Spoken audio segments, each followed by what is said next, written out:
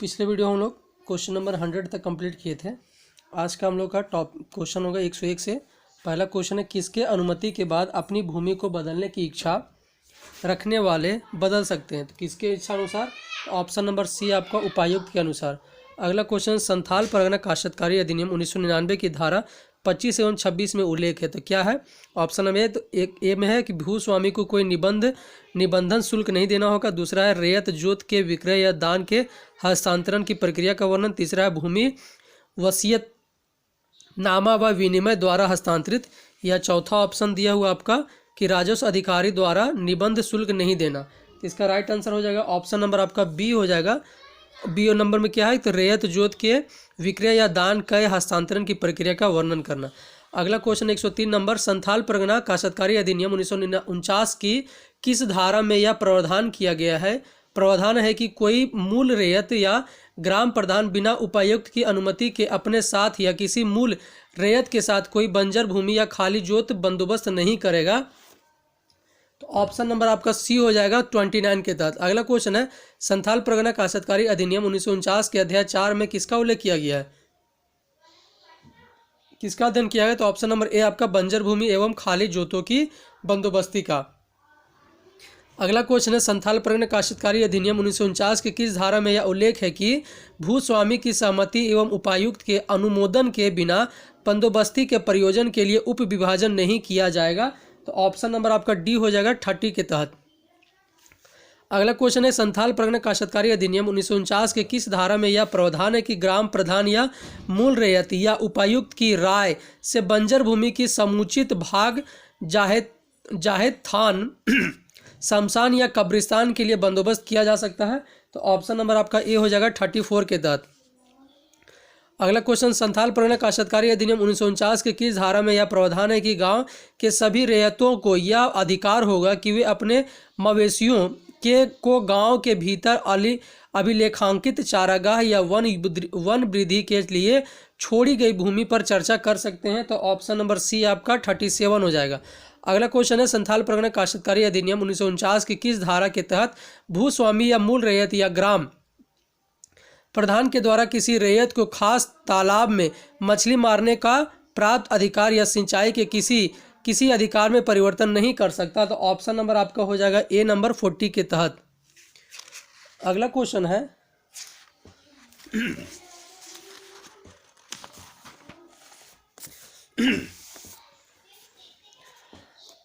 संथाल परगना काश्तकारी अधिनियम 1949 के किस धारा 42 के तहत कभी भी अपनी इच्छा से या प्राप्त आवेदन से किसी व्यक्ति को कृषि भूमि की अतिक्रमण करने पर इस अधिनियम के प्रावधानों से बेदखल कर सकता है? तो किसके तहत? ऑप्शन नंबर बी आपका उपायुक्त के द्वारा।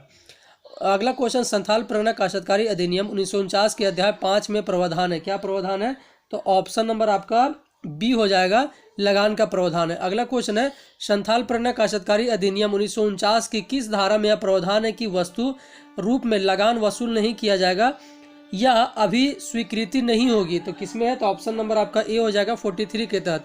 अगला क्वेश्चन, संथाल परगना काश्तकारी अधिनियम 1949 की किस धारा में यह उल्लेख है कि रेयत अपने किसी जोत के लिए लगान की रकम को विनिहित प्रपत्र डाक मनी ऑर्डर द्वारा बेचकर भुगतान कर सकता है? तो ऑप्शन नंबर आपका सी हो जाएगा 45 के तहत। अगला क्वेश्चन, निम्न में से किसके द्वारा प्रत्येक रेयत के लगान का लेखा रखा जाएगा? किसके द्वारा? तो ऑप्शन नंबर आपका डी ए और बी के तहत, मतलब ग्राम प्रधान और मूल रेयत या भूस्वामी के तहत। अगला क्वेश्चन, संथाल परगना काश्तकारी अधिनियम 1949 की किस धारा में यह प्रावधान है कि कुछ विशिष्ट कारणों से लगान में कमी की जा सकती है? तो ऑप्शन नंबर ए आपका 50 के तहत। अगला क्वेश्चन है, कानून के किस धारा में यह प्रावधान है कि यदि कोई भूस्वामी या उसका अभिकर्ता अपने रेयत या ग्राम प्रधान या मूल रेयत से देय लगान के अतिरिक्त कुछ और वसूल करता है तो वह दंड का भागी होगा? तो ऑप्शन नंबर आपका सी 52 के तहत। अगला क्वेश्चन है,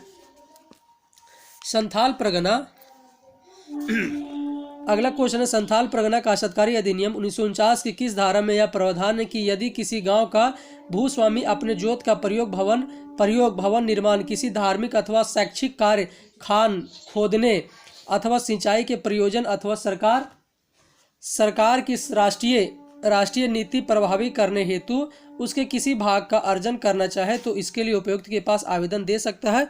तो ऑप्शन नंबर आपका ए हो जाएगा 53 के तहत। अगला क्वेश्चन है, संथाल परगना काश्तकारी अधिनियम 1949 की किस धारा में यह प्रावधान है कि किसी प्रक्रिया के संबंध में इस अधिनियम में प्रावधान नहीं रहने पर राज्य सरकार नियम बना सकती है। तो ऑप्शन नंबर आपका डी हो जाएगा 54 के तहत।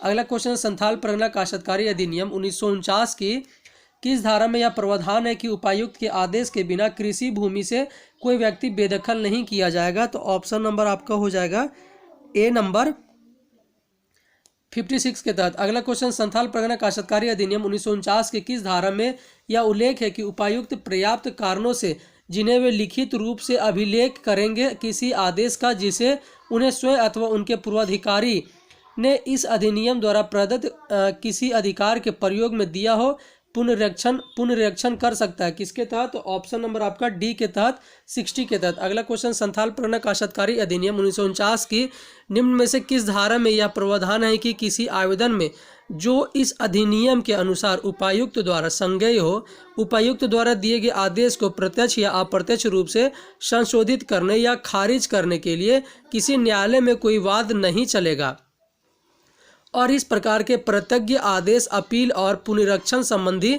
इस अधिनियम के प्रावधानों के अधीन रहकर अंतिम होगा।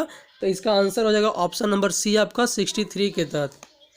अगला क्वेश्चन है आपका कि धारा 14 में वर्णित आधार पर रैयत के बेदखली के लिए आवेदन दुरुपयोगी संबंधी परिवाद का समाधान तिथि से वर्षों के भीतर किया जाएगा। तो ऑप्शन नंबर ए आपका 2 वर्षों के भीतर। अगला क्वेश्चन, धारा 57 के तहत न्यायाधिकरण या आयुक्त के आदेश के विरुद्ध अपील उस तिथि से दिनों के भीतर किया जा सकता है। तो ऑप्शन नंबर आपका डी हो जाएगा 90 के तहत। अगला क्वेश्चन है, यदि किसी व्यक्ति को संथाल परगना काश्तकारी अधिनियम 1949 की धारा 20 के तहत गलत तरीके से भूमि हस्तांतरण की गई हो या किसी व्यक्ति द्वारा जोती जाती हो तो उसे वर्ष तक कारावास या 1000 रुपये का जुर्माना या दोनों को सजा दी जा सकती है। तो ऑप्शन नंबर बी आपका 3 वर्षों तक। अगला क्वेश्चन, संथाल परगना काश्तकारी अधिनियम 1949 की किस धारा में बकायों की वसूली का प्रावधान किया गया है। तो ऑप्शन नंबर सी आपका 70 में। अगला क्वेश्चन है, संथाल परगना काश्तकारी अधिनियम में केंद्र सरकार द्वारा 1990 में वहाँ संविधान संशोधन किया गया था। तो कितना था? तो 166वां संविधान संशोधन किया गया था। आज के लिए इतना ही रखते हैं, कुछ क्वेश्चन संख्या ज़्यादा होने के कारण इसको यह खत समाप्त किया जाता है।